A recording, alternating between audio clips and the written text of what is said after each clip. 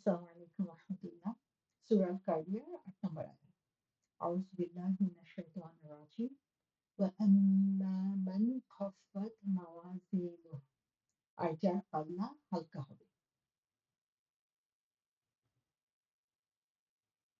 তো এখানে আমরা দেখি এর আগের ২ টি আয়াতে আল্লাহ সুবহানাহু ওয়া তাআলা কথা বলেছেন তাদের সম্পর্কে যাদের পাল্লার ওজন ভারী হবে।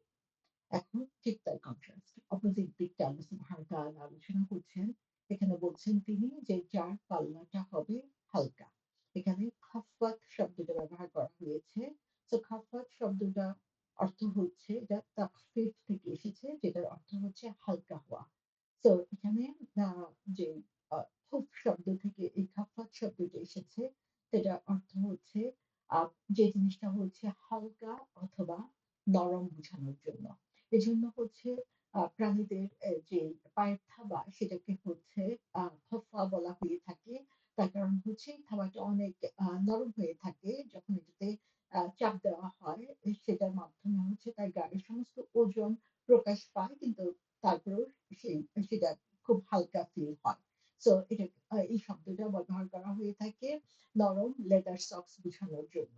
সো এখান থেকে আমরা দেখি যে আ এই যে কোনো কিছু হালকা হওয়া, পাতলা বোঝানোর জন্য এই খফফাত শব্দটা ব্যবহার করা হয়ে থাকে এবং figuratively যেটা বোঝানো হয়ে থাকে যে কেউ যখন তার আ সে হচ্ছে তার মাইন্ড লস করেছে। সে কি করছে সে বুঝতে পারছে না। সে হচ্ছে জ্ঞান শূন্য হয়ে পড়েছে সেটা বোঝানোর জন্য এই শব্দটা ব্যবহার করা হয়ে থাকে। যেমন ফেরাও যখন তার লোকদেরকে ম্যানিপুলেট করছিল তখন সেখানে যে শব্দটা ব্যবহার করা হয়েছে সেটা হচ্ছে ফাস্তাখাফা কওমাহু।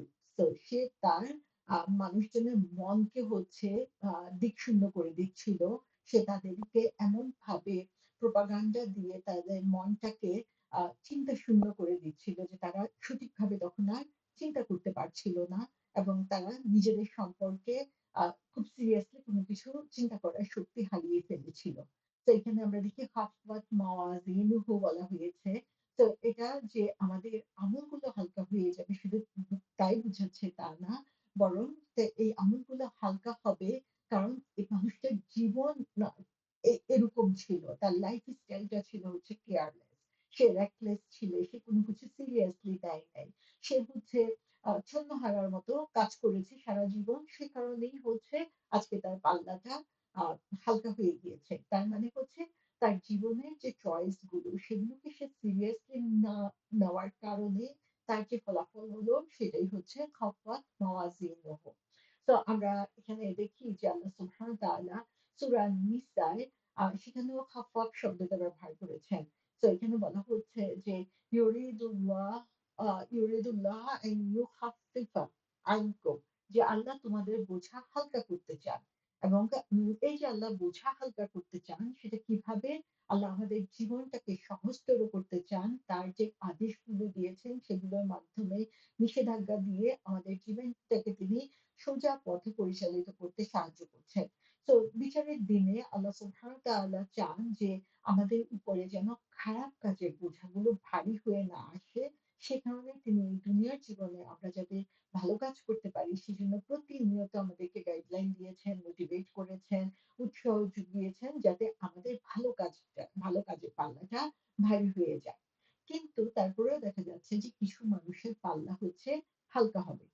তো এখানে আমরা দেখি যে আল্লাহ সুবহানাহু ওয়া তাআলা বলছেন যে যাদের আমল আ বা যাদের পাল্লাটা হালকা হবে। এটুকু বলেই তিনি থেমে গিয়েছেন। এখানে একটা আয়াত শেষ হয়ে গিয়েছে। কিন্তু কথাটা কিন্তু পুরো ক্লিয়ার হয় নাই, সমাপ্ত হয় নাই। তার মানে হচ্ছে আল্লাহ সুবহানাহু ওয়া তাআলা চান যে আমরা এখানে একটু থামি, আমরা একটু চিন্তা করি এবং আ যাদের কথা বলা হয়েছে তাদের ব্যাপারে এমনভাবে চিন্তা করি যে তার সাথে আমার কোনো রিলেশন আছে কিনা? আমার লাইফ স্টাইলটা এরকম কিনা? আমার চয়েস গুলা পছন্দগুলো এরকম হচ্ছে কিনা? যার কারণে আমি হচ্ছে সেই খাফফাতের পর্যায়ে পড়ে যাব। তো আমাদেরকে আল্লাহ সুবহানাহু ওয়া তাআলা এখানে আরো বেশি রিফ্লেক্ট করার সুযোগ দিচ্ছেন যে যাদের ওজন হালকা হবে, যাদের আমলের ওজন হালকা হবে তাদের জন্য আল্লাহ সুবহানাহু ওয়া তাআলা কি রেখেছেন সেটা বলার আগে তিনি এখানে আমাদেরকে একটু থামতে বলছেন। সো আল্লাহ সুবহানাহু ওয়া তাআলা এখানে বলছেন না যে যাদের আমলনামা খারাপ খারাপ আমল হেভি হবে সে জাহান্নামে যাবে। বরং তিনি বলছেন যে যার ভালো কাজের যে পাল্লাটা আম হালকা হয়ে যাবে। তো এখানেই আমরা দেখি যে আমাদের জন্য এই আ এতটুকু ইনফরমেশন কত আ ধ্বংসাত্মক হতে পারে।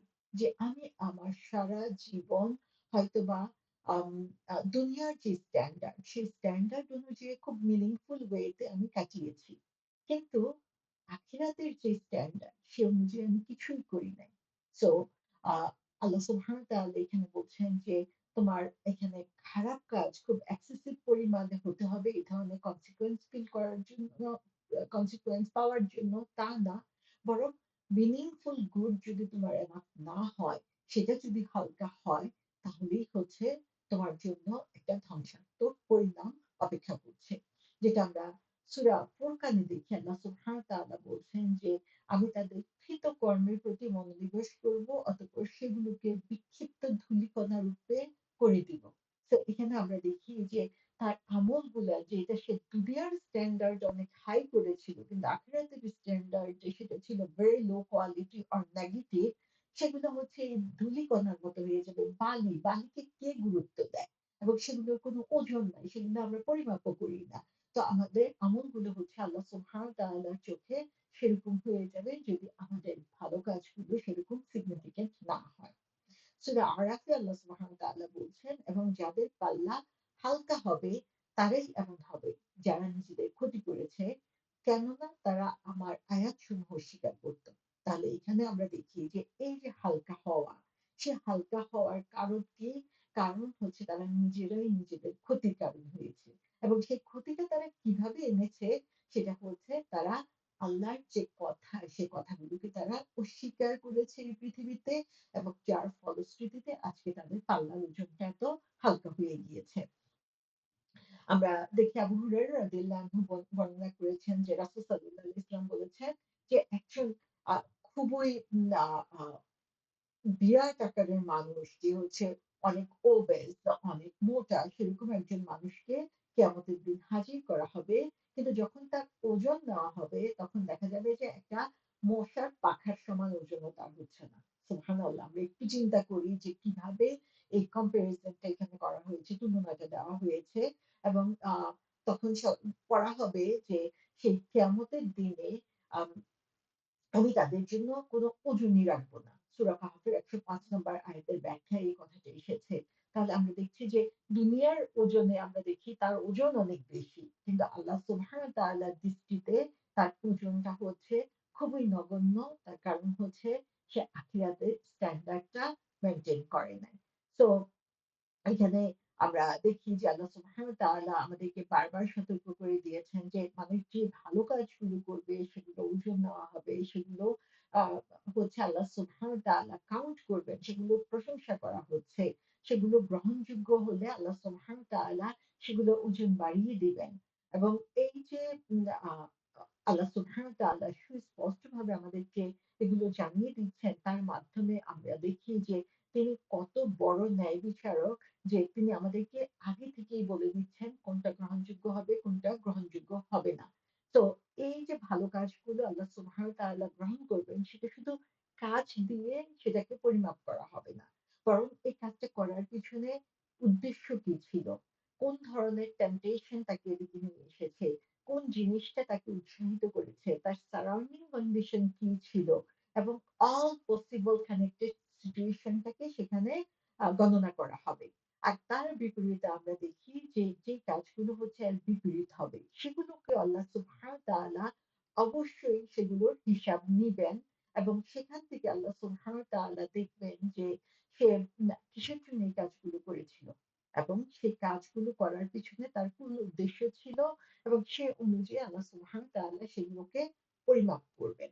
তো আল্লাহ সুবহানাহু ওয়া তাআলা এই আয়াতের মধ্যে এই মাওয়াজিন শব্দটা ব্যবহার করেছেন, যেটা হচ্ছে মিজান শব্দের বহুবচন, সেটা আমরা আগেই জেনেছি। তো এর অর্থ হচ্ছে দাঁড়িপাল্লা, যার মাধ্যমে হচ্ছে কোন জিনিস পরিমাপ করা হয়। তো যখন আমরা কোন একটা দাঁড়িপাল্লার কথা বলি, তখন দেখা যায় যে আমরা চিন্তা করি যে ২ টা পাল্লা হবে। একটা পাল্লাতে ভালো আমল রাখা হবে, একটা পাল্লাতে খারাপ আমল রাখা হবে এবং সেখান থেকে যেটার ওজন ভারী হবে সে অনুযায়ী সেটা তার ফলাফল নির্ধারণ করবে। কিন্তু আল্লাহ সুবহানাহু ওয়া তাআলা বলেছেন যে মানুষ যে খারাপ কাজগুলো এই পৃথিবীতে করবে সেগুলোর কোনো ওয়েটই থাকবে না। কারণ তার পেছনে তার ভালো উদ্দেশ্য ছিল না। আল্লাহ সুবহানাহু ওয়া তাআলার নির্দেশ মতো সেগুলো করা হয় নাই। তো শুধুমাত্র ভালো কাজগুলো দিয়ে পরিমাপ করা হবে। কারণ খারাপ কাজগুলো আল্লাহর চোখে হচ্ছে নিকৃষ্ট, সেগুলোর কোনো ধরনের ওজন নাই আল্লাহর কাছে। তো এটার ব্যাপারে আমরা চিন্তা করতে পারি যে এখনকার সময়ে আমরা দেখি যে এখন যে ম্যাগনেটিক যে ওজনের স্কেল গুলো পাওয়া যায় সেখানে আমরা কিন্তু ২ টা পাল্লা দেখতে পাচ্ছি না। সেখানে আমরা দেখতে পাচ্ছি যে জিনিসটার ওজন নেওয়া হচ্ছে সেই জিনিসটারই সার্টেন ভ্যালু সেখানে দেখা হয়ে থাকে। তো এখানেও আমরা দেখি যে আ আগের দিনে সাহাবাদের কাছে এই জিনিসটা এত ক্লিয়ার হতো না যে কথাগুলো এখানে বলা হয়েছে। কিন্তু আজকের দিনে আমরা এইসব জিনিস দেখে টেকনোলজি দেখে আমরা কিন্তু বুঝতে পারছি যে কিভাবে আল্লাহ সুবহানাহু ওয়া তাআলা এই ওজনগুলো আ নিচ্ছেন এখানে। তো এখানে আমরা দেখি যে আম আল্লাহ সুবহানাহু ওয়া তাআলা আমাদেরকে বলে দিয়েছেন যে যারা হচ্ছে disbeliever, যারা হচ্ছে অবিশ্বাসী, যারা হচ্ছে মুশরিক, আল্লাহ সুবহানাহু ওয়া তাআলা তাদের এই ভালো কাজগুলোর পরিণাম এই দুনিয়াতেই দিয়ে দিবেন। তো তারা যত ভালো কাজই করুক না কেন আখিরাতে যেয়ে সেগুলো কোনো ওজন থাকবে না এবং সেগুলোর জন্য তাদের কোনো ফলাফল থাকবে না। তো পুরোটাই এটা ওয়েস্টেড হয়ে যাবে। তাদের যে ভালো কাজগুলো ছিল এবং সেখানে শুধুমাত্র ভালো কাজ যেগুলা ঈমানের আলোকে করা হয়েছে, সেগুলোর ওজন নেওয়া হবে এবং সেই অনুযায়ী তার দাঁড়িপাল্লার পরিমাপ ঠিক করা হবে। সূরা কাহাফে আল্লাহ সুবহানাহু ওয়া তাআলা যে ১০৫ নম্বর আয়াতের পরিপ্রেক্ষিতে রাসূল সাল্লাল্লাহু আলাইহি ওয়াসাল্লাম কথাগুলো বলেছিলেন, সেখানে তিনি বলেছেন যে, তারা হচ্ছে সেই লোক যারা তাদের পালনকর্তার নিদর্শনাবলী এবং তার সাথে সাক্ষাতের বিষয় অস্বীকার করে। ফলে তাদের কর্ম নিষ্ফল হয়ে যায়। সুতরাং কিয়ামতের দিন তাদের জন্য আমি কোন গুরুত্ব স্থির করব না। তাহলে এই যে তাদের নেগেটিভ লেভেলে চলে যাওয়া, তার কারণ কি? তার কারণ হচ্ছে তারা আল্লাহ সুবহানাহু ওয়া তাআলা যে আয়াতগুলো দিয়েছেন, কোরআনের কথাগুলো দিয়েছেন, মানুষের সামনে বারবার বিভিন্ন শিক্ষামূলক নিদর্শন নিয়ে এসেছেন, সেগুলো আ কে তারা যেমন অস্বীকার করেছে, তেমনিভাবে তারা অস্বীকার করেছে যে একদিন আল্লাহর সামনে তাদেরকে হাজির হতে হবে। এবং যে কারণে তাদের সমস্ত আমল সেটা যত ভালো কাজই করুক না কেন সেগুলো আল্লাহর কাছে তার ফলাফল শূন্য হয়ে গিয়েছে যেটার কোনো গুরুত্ব আল্লাহর কাছে থাকবে না। তো এখানে আমরা দেখি যে আল্লাহ সুবহানাহু ওয়া তাআলা এই কথাগুলোকে ওমর রাদিয়াল্লাহু আনহু যে সুন্দরভাবে আমাদের সামনে উপস্থাপন করেছেন। তিনি বলেছেন যে, "তোমরা তোমাদের যেদিন হিসাব নেওয়া হবে সেই হিসাব নেওয়ার আগে নিজেই নিজের কাজের হিসাব নাও। কারণ এবং তোমরা এই তোমাদের যে কাজের যে পরিমাপ করা হবে, সেই কাজের পরিমাপ হওয়ার আগে তোমরা কি করো? নিজের কাজের পরিমাপ নাও। অর্থাৎ এখনই কিন্তু আমরা দেখতে পারি যে আমরা যে ভালো কাজগুলো করছি সেগুলোর বেসিস কি? কোন নিয়তে আমরা করছি? উদ্দেশ্যটা কি? আমরা এটা প্রপার ওয়ে তে করছি কিনা যেটা আল্লাহ সুবহানাহু ওয়া তাআলার কাছে কাউন্টেবল হবে। তো আমরা যদি এখনই নিজেদেরকে এভাবে এক্সামিন করি তাহলে দেখা যাবে যে আখিরাতের যে হিসাবটা হবে সেই হিসাবের জন্য আমি আগেই নিজের খাতা প্রস্তুত করে ফেলতে পারবো। তো এখানে আমরা আগের আয়াতগুলোর সাথে যদি একটু মিলাই তাহলে দেখব যে এই দুনিয়ার জীবনে আমরা কি করি? কোন জিনিসকে আমরা তখনই মূল্যায়ন করি ২ টা কারণে আমরা এই কোন জিনিসকে মূল্যায়ন করে থাকি। একটা হচ্ছে ম্যাটেরিয়াল ওয়েলথ যেমন হচ্ছে স্বর্ণ, কার কাছে কতটুকু সম্পদ স্বর্ণ রয়েছে, কার কত স্থাবর সম্পত্তি রয়েছে, আ আ তার যে পরিমাণ সম্পদ তার আয়ত্তে রয়েছে সেগুলোর পরিমাপ দিয়ে তার স্ট্যান্ডার্ড ঠিক করা হয়। আরেকটি স্ট্যান্ডার্ড ঠিক করা হয় আমাদের সোশ্যাল ওয়েট দিয়ে। যে সমাজে আমাদের ভ্যালু কি, আমাদের স্ট্যাটাস কি, আমাদের কি পরিমাণ সুখ্যাতি রয়েছে, আমি কত বড় ডিগ্রি ধারণ করেছি, কতটা পিএইচডি অর্জন করেছি। এই সমস্ত কিছু দিয়ে আমরা হচ্ছে আমাদের সোশ্যাল ওয়েটটা নির্ধারণ করে থাকি। তো আমরা আসলে এভাবে আমাদের নিজের যে ভ্যালু সেটা নির্ধারণ করার মধ্যে এত বেশি used to হয়ে গিয়েছি, অভ্যস্ত হয়ে গিয়েছি যে আমরা একদিকে হচ্ছে দুনিয়াবি কি আমাদের অধীনে আছে, কতটুকু সম্পদ আমাদের অধীনে আছে সেটা অথবা আমাদের সোশ্যাল স্ট্যান্ডিং দিয়ে নিজেদেরকে আমরা যাচাই করে থাকি যে কিভাবে আমরা ড্রেস আপ করছি, কোন গাড়ি আমি ড্রাইভ করছি, আমি অন্যের সাথে কম্পেয়ার করে আমার কতগুলো বাড়ি রয়েছে এবং এই স্ট্যান্ডার্ড মেইনটেইন করার জন্য আমরা জীবনভর হচ্ছে একটা কম্পিটিশন এর মধ্যে নিজেদেরকে যুক্ত করে রাখি। সো আমরা নিজেদের উপরেই কিন্তু এই ওয়েট গুলো নিজেরাই এই মূল্যায়নগুলো আমরা নিজেরাই নির্ধারণ করেছি এবং এই মূল্যায়নগুলো আ অর্জন করার জন্য আমরা নিজেদেরকে প্রতিনিয়ত ব্যস্ত রেখেছি। আমরা obsessed যে ম্যাটেরিয়াল যে জিনিসগুলো রয়েছে সম্পদ বাড়ানোর জন্য আমরা obsessed কে কত বেশি ব্র্যান্ডেড জিনিস ব্যবহার করছি, কে কত বেশি এক্সপেনসিভ জিনিসে ব্যবহার করছি। সেটা আমার কতটুকু ইউজফুল সেটা বড় ব্যাপার না। বরং সেটা অন্যের চোখে কত বড় মনে হচ্ছে সেটা হচ্ছে আমাদের কাছে অনেক বড় মনে হয়ে থাকে এবং ব্র্যান্ডের জন্য দেখা যায় যে ক্ষুদ্র একটা ছোট্ট একটা জিনিস যেটা আসলেই সেটার কোনো ভ্যালু নেই সেটা আমরা অনেক বেশি দাম দিয়ে কিনতেও কখনোই হচ্ছে কুণ্ঠাবোধ করি না। সো একটা একটা ব্যাগের মধ্যে যেই জিনিসগুলো রয়েছে সেটা হয়তোবা তার ম্যাটেরিয়াল, ব্র্যান্ড অথবা আ উম ম্যাট আ তার যে ম্যাটেরিয়াল সে ম্যাটেরিয়াল এর দিক থেকে চিন্তা করলে সেটা হয়তোবা খুব বেশি দাম হবে না। কিন্তু জাস্ট ব্র্যান্ড এর জন্য সেটার দাম অনেক বেশি বেড়ে যাচ্ছে এবং সেই স্ট্যান্ডার্ড মেইনটেইন করার জন্য আমরা সেই ব্র্যান্ডের জিনিসের পিছনেই কিন্তু ঘুরতে থাকি। কিন্তু এই আয়াতগুলোতে আমরা আসলে কি দেখছি? আমরা যদি কোরআনকে আসলে বুঝতে চাই, কোরআন নিয়ে চিন্তা করতে চাই, রিফ্লেক্ট করতে চাই এবং আমাদের জীবনে আনতে চাই, তাহলে আমাদেরকে বুঝতে হবে যে ভ্যালুটা আসলে কিভাবে নির্ধারিত হচ্ছে। আল্লাহ সুবহানাহু ওয়া তাআলা এই যে দুনিয়াতে আমরা যে ২ টা সিস্টেম চালু করেছি আমাদের ম্যাটেরিয়াল ওয়েট এবং সোশ্যাল ওয়েট এর আল্লাহ সুবহানাহু ওয়া তাআলা এই ২ টা জিনিসকেই একদম দূর করে দিয়েছেন। এবং আল্লাহ সুবহানাহু ওয়া তাআলার দৃষ্টিতে মানুষ হচ্ছে ওয়েটলেস হয়ে যাবে সেদিন। যে পাহাড়গুলোকে আমরা আমাদের চোখের সামনে দেখতে পাচ্ছি এত শক্তিশালী, সেই পাহাড়গুলো ওয়েটলেস হয়ে যাবে। কোনো ওজন তাদের থাকবে না। ধুলার মতো উঠতে থাকবে। মোটা ফ্যাট মানুষ যার সোশ্যাল স্ট্যান্ডার্ড হয়তোবা অনেক বেশি ছিল, সে হয়ে যাচ্ছে আল্লাহর সামনে আ শূন্য ওয়েট এর অধিকারী অথবা নেগেটিভ ওয়েট এর অধিকারী। ম্যাটেরিয়াল যে গুডস, ম্যাটেরিয়াল যে স্ট্যান্ডার্ড সেটা আল্লাহ সুবহানাহু ওয়া তাআলার কাছে কোনো ভ্যালু নাই। সোশ্যাল স্ট্যান্ডিং এর কোন ধরনের তাৎপর্য নেই আল্লাহ সুবহানাহু ওয়া তাআলার কাছে। কমপ্লিটলি আল্লাহ সুবহানাহু ওয়া তাআলা এগুলোকে ডিনাই করেছেন। আল্লাহর দৃষ্টিতে কোন জিনিসটা তাহলে আমাদের ওয়েট বাড়াচ্ছে? সেটা হচ্ছে আমাদের আমল। স্পেসিফিক্যালি বলতে গেলে এমন আমল যার পিছনে হচ্ছে সিনসিয়ারিটি রয়েছে। শুধু আমল, ভালো আমল করলেই হবে না।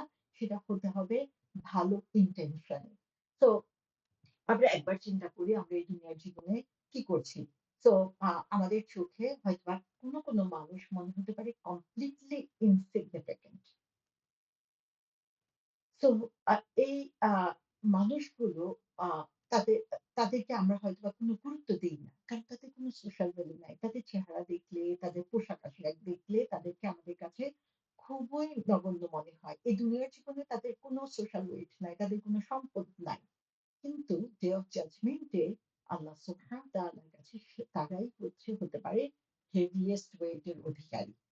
সো আমরা উইদাউট থিংকিং এখন কাজ করে ফেলি, এমন কথা বলে ফেলি যে কাজগুলো নিয়ে আমরা চিন্তা করি না। এগুলো আমাদের কাছে ইনসিগনিফিকেন্ট মনে হয়। একটা টেক্সট পাঠিয়ে দিলাম, সোশ্যাল মিডিয়াতে একটা মেসেজ শেয়ার করে দিলাম, কোন চিন্তা ভাবনা ছাড়া। অথচ এটার কনসিকুয়েন্স যে কি হতে পারে সেটা আমরা ভেবেও দেখি না। সেই কাজগুলোই আমাদের জন্য যদি আমরা ভুল পথে যাই সেগুলো আমাদের কাজের ওয়েটকে অনেক বেশি নেগেটিভিটির দিকে নিয়ে যাচ্ছে। আর আমরা যদি ভালো কাজ করি চিন্তা ভাবনা করে সেগুলো করি। সামান্য একটা ওয়ার্ড পারে আমাদের জীবনের ওয়েটটাকে অনেক বেশি বাড়িয়ে দিতে। রাসূল সাল্লাল্লাহু আলাইহি ওয়াসাল্লাম এবং তার সাহাবারা তারা কেমন ছিলেন? সেই সময় আমরা দেখি মাক্কি যুগের দিকে যদি তাকাই, তারাই হচ্ছে সবচেয়ে বেশি নির্যাতিত ছিল। তারাই ছিল সবচেয়ে বেশি হাসি ঠাট্টার বিষয়। তাদেরকেই হচ্ছে মানুষরা সবচেয়ে বেশি নিগৃহীত এবং তাদের চোখে তারা ছিল সবচেয়ে দুর্বল। তাদের লাইফ স্ট্যান্ডার্ড কি ছিল? সেটা যদি আমরা চিন্তা করি তাহলে দেখব যে আল্লাহ সুবহানাহু ওয়া তাআলা এর আগে যে আ ঈশাতু রাদিয়ার কথা বলেছেন যে তাদের যে লাইফ, তাদের যে প্রভিশন, তাদের যে কমফোর্ট আল্লাহ সুবহানাহু ওয়া তাআলা দিয়েছিলেন, তারা ছিলেন এই অবস্থাতেও ফুললি কনটেন্ট, রাদিয়া, স্যাটিসফ্যাকশন যে জিনিসটা সেটা তাদের ছিল। অথচ আজকে আমরা দেখি যে যারা সবচেয়ে লাক্সারিয়াস লাইফ লিড করে, যাদের প্রচুর সম্পদ, যারা সবচেয়ে দামি গাড়িগুলো ব্যবহার করে, যাদের সম্পদ, যাদের স্বর্ণালংকারের কোনো অভাব নাই, ডায়মন্ড দিয়ে তাদের ঘর ভর্তি, তারা কনটেন্ট না। সো আল্লাহ সুবহান তাআলা এর আগে ইরশাদুর রাদিয়া শব্দটা ব্যবহার করে আমাদেরকে দেখিয়ে দিয়েছেন যে এমন একটা জীবন যে জীবনটা হচ্ছে কমফোর্টেবল এবং যে জীবনটা হচ্ছে তোমাকে পরিতৃপ্ত করে। যেখানে তুমি হচ্ছে সব ধরনের সন্তুষ্টি খুঁজে পাও সেটা হচ্ছে আ আ আল্লাহ সুবহানাহু ওয়া তাআলার পক্ষ থেকে আসবে। এবং সেটা যদি আমরা পেতে চাই, আমরা কনস্ট্যান্ট এই জীবনের কষ্টের মধ্যে আ থাকতে না চাই, তাহলে আমাদেরকে কম্পেয়ার করতে হবে যে আমাদের লাইফ স্ট্যান্ডার্ড সাহাবাদের লাইফ স্ট্যান্ডার্ড এর সাথে কতটুকু ম্যাচ করে। আর আমাদের লাইফ স্ট্যান্ডার্ড যারা হচ্ছে দুনিয়াতে নিগৃহীত হয়েছে তাদের সাথে কতটুকু মিলে। তো আমরা যখন এই জিনিসটা বুঝতে পারবো যে আল্লাহ সুবহানাহু ওয়া তাআলা কোন জিনিসটার ওজন করছেন, কোন জিনিসটার গুরুত্ব আল্লাহ সুবহানাহু ওয়া তাআলার কাছে বেশি, যে মিনিংফুল ডিড, মিনিংফুল কাজ, মিনিংফুল কথা যখন আমরা করব, সেগুলো আল্লাহর চোখে গুরুত্ব বেশি বেড়ে যায়, ওজন বেশি বেড়ে যায়। এবং সেগুলো যখন আমরা প্রতিনিয়ত করার জন্য চেষ্টা করব, আমরা ঠিক সেই ইরশাদুর রাদিয়ার লাইফটাই